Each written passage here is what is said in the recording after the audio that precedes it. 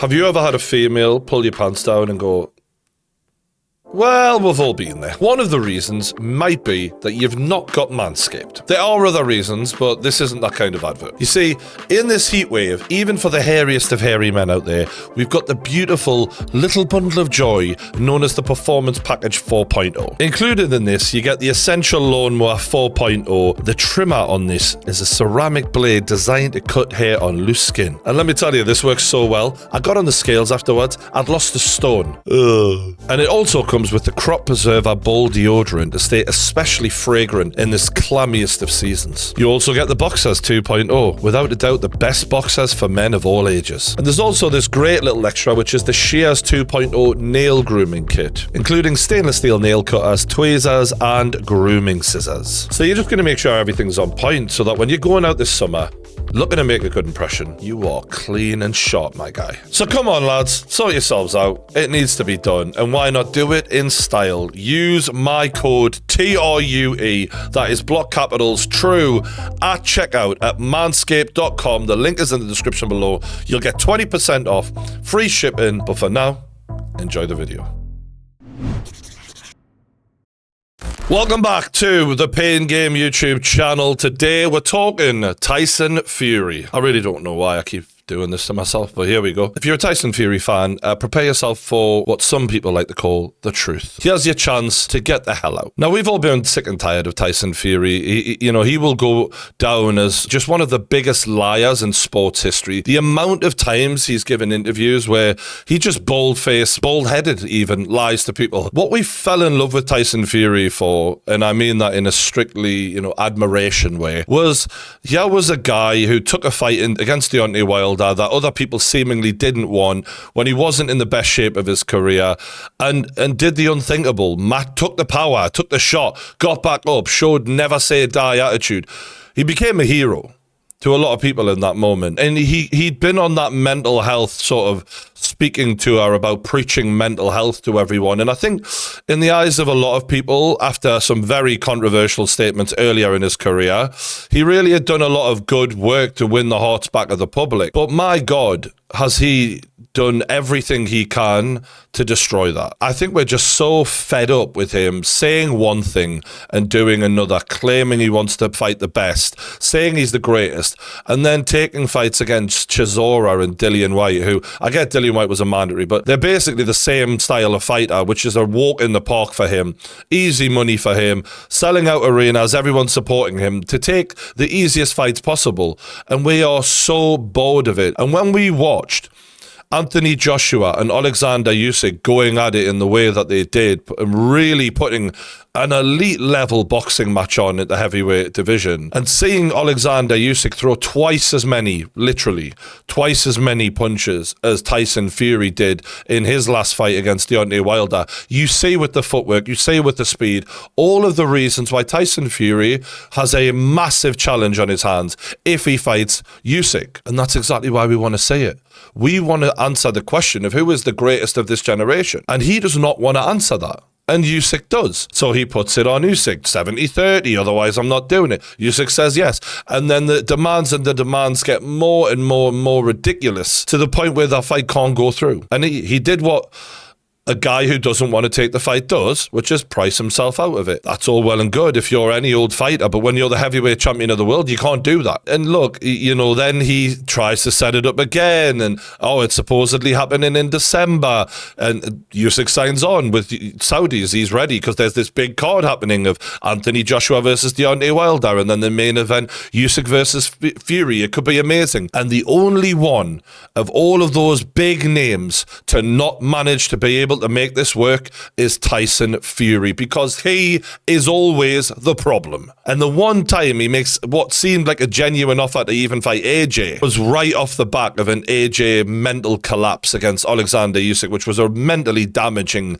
defeat that he took. So he wanted AJ, but at his weakest possible moment. These are the things that fans see through. And before his fans start talking, you kick your ass. Yeah. He should be able to. He's the heavyweight champ of the world, lad. I'm not denying that. But he needs to behave like the heavyweight champion of the world. Because I tell you now, you talk about Muhammad Ali and people like that, mate, you're not even fit to lace the fucking boots of the greatest. The man, Muhammad Ali, not even the fighter, the man was 10 million times the person Tyson Fury is. There was a man who was willing to say what he meant and to back it up and die on his shield for what he believed in. Tyson Fury ain't even close to the caliber of human, let alone boxer, Muhammad Ali was. The guy can't even just get in the ring when he says he's going to. Muhammad Ali fought every one of the greatest fighters he could get his hands on, even when they beat the hell out of him, came back for more. That man, you can't even compare Fury to that. And it's a shame, because the charisma of Fury, the skills of Fury, they are comparable. But the human... And now we're getting on to who he is going to fight. Frank Warren has come out, old man Frank, and said, it's game changing. We ever heard that before? Hashtag DAZN. We all seen how game changing DAZN was. We're going to do away with pay-per-view.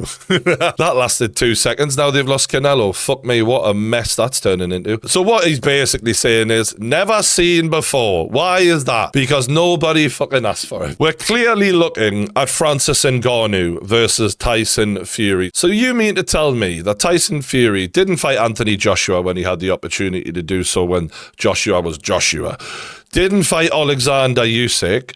These are Olympic gold medalist, elite level, multiple division, multiple belt champions, and instead took on Derek Chisora, Dillian White, who are both shot, no offense, because I respect the fuck out of them. They're dogs, right? These guys have been through it. And you need them to build up the champions, but they're never going to be on that level. And then you avoid two great fighters, and then you go and fight Francis Ngannou, who would be having, let me make this clear, his first ever professional boxing match against the heavyweight champion of the world. Let that sink in. There's your great champion. Now, don't get me wrong. I've got major respect for Francis Ngannou, and we're going to get onto that fight. And I don't necessarily hate the fight as an entertainment spectacle. How are you going to have a fight with Francis Ngannou before you've even cemented your legacy as the undisputed champion of the world, when you have serious business to be attending to? The guy's a joke. And the reality is, this should have happened much sooner. I remember them getting in the ring together and hyping this up. Big Francis looking like a fucking Terminator next to him. They had the hype for that. Francis coming out the end of his UFC contract, still the UFC champion, but now so much time has gone by because it's so hard to negotiate with Fury that he misses golden opportunities to capitalize on a moment. And now you've got a different UFC heavyweight champion. Francis is now in the PFL.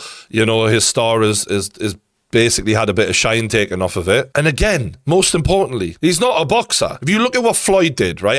Floyd did it. Yeah, Floyd fought Conor McGregor at the end of his career when he'd cleaned out divisions and fought the best of the best pretty much. That was understandable. You're in your prime. You're supposed to be taking on the best, clearing out your division, and then have a few of those fights at the end. You know, I like Francis a lot. I've got a lot of respect for him. He seems to be a man of the people and a man who is fighting for what's best for fighters' rights, to his own detriment. And I feel like the way the UFC treated him was like shit. So I'm glad he's getting a payday. If anyone can knock Fury out, I'd love it to be Francis. Imagine that. You chin the champ in your first fight ever. But it ain't going to happen, is it? Like, it's a spectacle. It's a bit of fun. And yeah, Francis hits hard, but Fury has so much skill to avoid all of that and to tire Francis out, take him into a few rounds in, and once Francis starts tiring, because he carries a lot of muscle, should be a fairly straightforward fight for Fury. Again, just like Chisora, just like Dillian White. I think Francis is a bigger and badder athlete than those two. I mean, I make no mistake about it. Let's talk about if this wasn't in a boxing ring. Even if this was in bare knuckle and Fury didn't have the gloves that he has and Francis had more chance to really connect and impact him with those fucking big-ass hands of his, even then, you might see a much closer fight, because we've seen pro boxers like Paulie Malignaggi go in to bare knuckle and it ain't the same. Do you know what I mean? Even the gloves make a difference. If you meet these guys and someone says you've got to fight one of them with a no-rules fight, you are picking flabby Tyson Fury, those skinny little legs of his. You're like, maybe I could grab a hold of them, maybe I could get him down and wrestle this guy. You couldn't even run from Francis. It's just pointless. You're dead. crumble you up like the fucking Ocean Gate fucking submarine. You know what I mean? Too soon? Francis would rip him to shreds. And boxing fans can hate that all you want. It's fucking true. Well, I'll fight John Jones. After Joe Rogan was like, John Jones would fucking, you know, annihilate Fury, which we all fucking know he would. And he's like, well, I'd fight him, but in a boxing ring. It's just made himself look terrible. It's like, don't even respond to it. If you're gonna say you're only gonna do it in a boxing ring, then we know the answer. You're agreeing with Rogan. Rogan said, you go into a room, no rules, who comes out? Jones. Your answer is, well, I'd fight him in a boxing ring. That's not the fucking debate we're having yet. We're talking about the best all-round fighter. So that's the usual Tyson Fury nonsense wrapped up for the day. We'll see what happens. You know, it could be wrong, but that's what everyone's saying right now online, and it does make the most sense in regards to the man Tyson Fury is and the kind of fights he's looking for at this stage in his career.